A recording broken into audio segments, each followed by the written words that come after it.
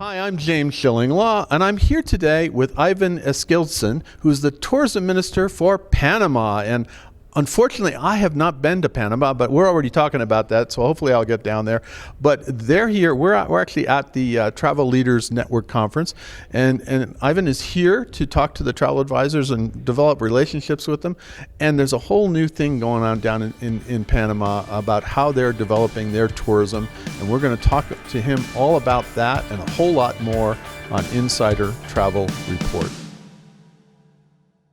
Now, Ivan, first of all, let's talk a little bit about the question on everybody's mind. We're emerging from COVID, right? So, is it easy for U.S. tourists to get down to Panama now, and what are the protocols they have to follow? Well, it's actually very easy. Panama is not only the most connected city in Latin America as far as air connectivity. Right.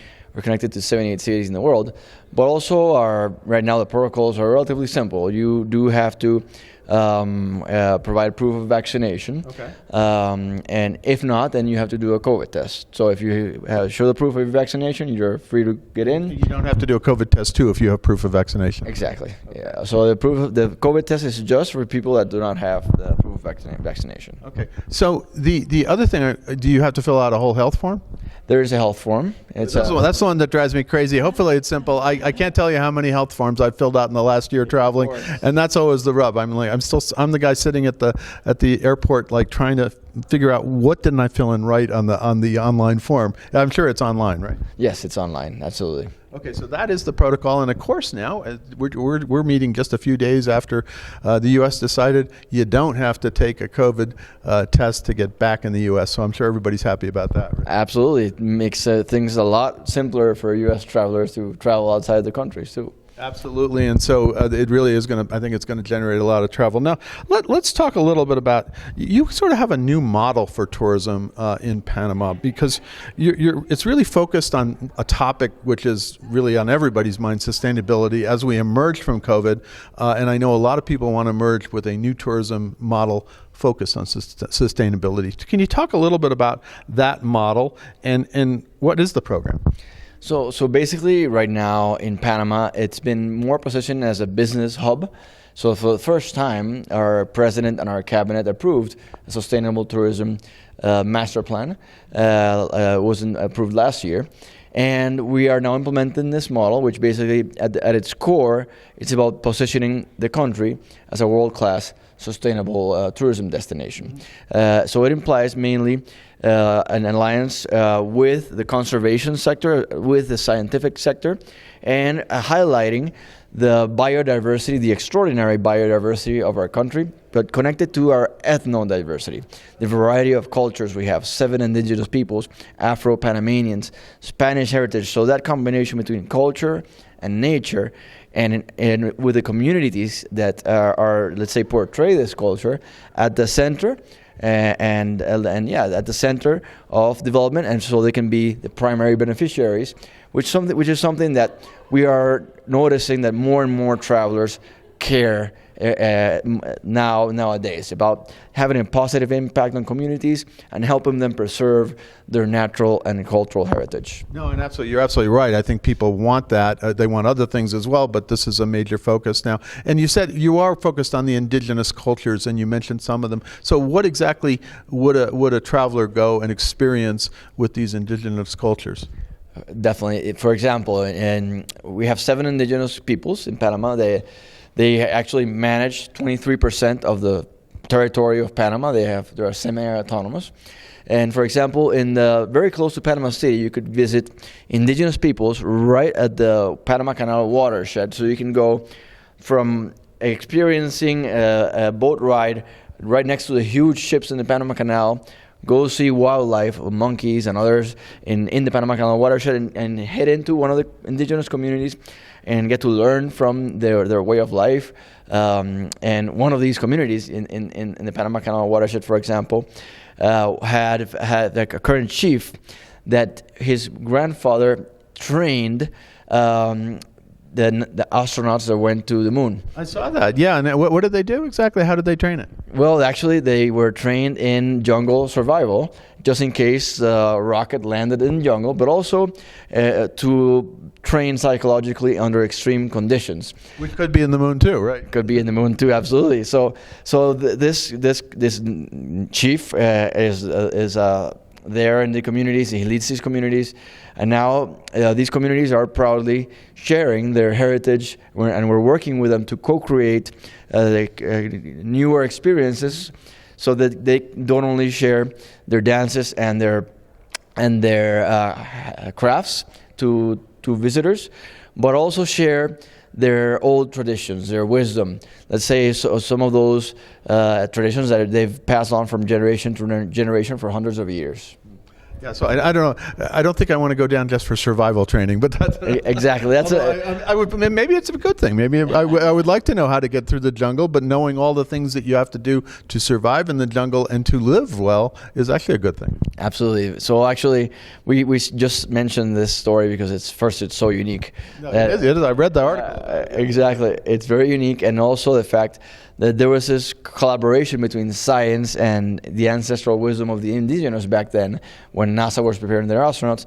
And this is something that we are now seeing and bringing, let's say, the indigenous leaders to the table to plan together and to share also, because actually their ancestral traditions and wisdom are now something that's more and more important for science and for global leaders today. Absolutely. Now, it's not like obviously Panama does have its share of resorts, the sun and fun, the beaches and everything else. It's not like you're ignoring that, but this is an augmentation of that, right?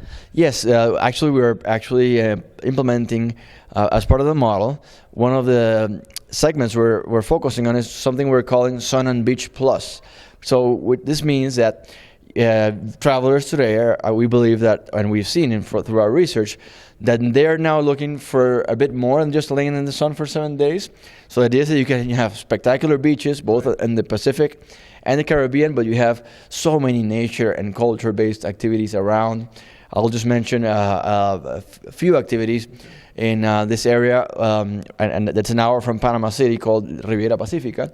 And this area, for example, has mountain hiking activities an hour away, has an archaeological site that was covered in the front cover of National Geographic 11 years ago, called El Caño, and just a variety of different activities that, the traveler, again, that doesn't just want to stay in the beach. So they'll want to go to the beach, because we understand that there's still a main driver of demand, but now people want to see more. No, absolutely. They want that transformation. They want that regeneration, in addition to being on the beach.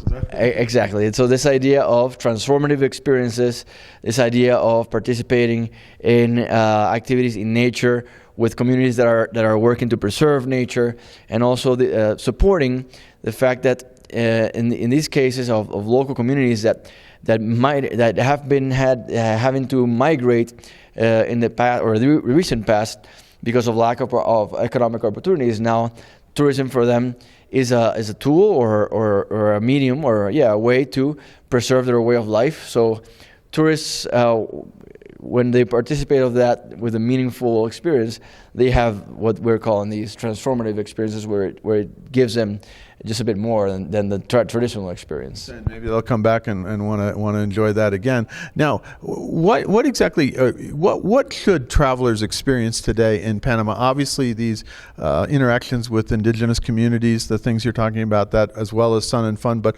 a lot of Americans go; they want to see the Panama Canal, of course.